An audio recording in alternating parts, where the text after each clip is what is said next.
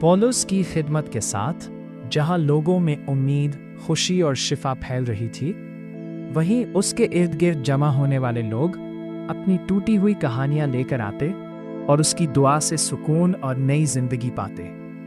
کچھ لوگ خوشی سے بھرے ہوئے اس کے پیغام کو قبول کر رہے تھے، مگر دوسری طرف کچھ مذہبی رہنما خاموشی سے دور کھڑے سب کچھ دیکھ رہے تھے۔ ان کے چہروں پر غصہ اور بے چینی صاف ظاہر تھی، اور وہ آپس میں سرگوشیاں کرنے لگے کہ یہ شخص لوگوں کے دل بدل رہا ہے۔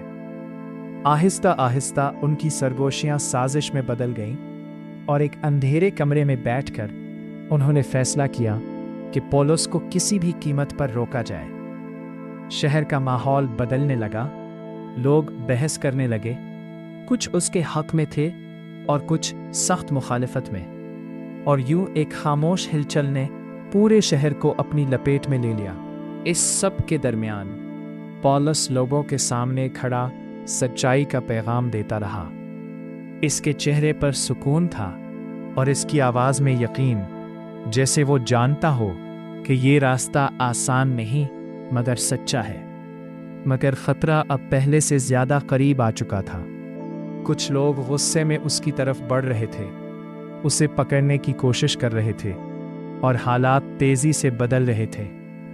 رات کے اندھیرے میں ایک خاموش منصوبہ تیار ہو رہا تھا۔ شہر کی دیواروں کے سائے میں ایک ٹوکری لٹک رہی تھی، جیسے کوئی خفیہ راستہ کھلنے والا ہو۔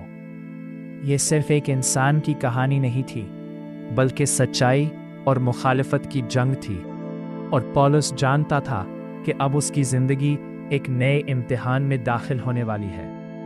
اور شاید یہی وہ لمحہ تھا جہاں کہانی ختم نہیں بلکہ ایک نئی شروعات ہونے والی تھی، جہاں اندھیرا جتنا بھی گہرا ہو، روشنی اپنا راستہ ضرور بنا لیتی ہے۔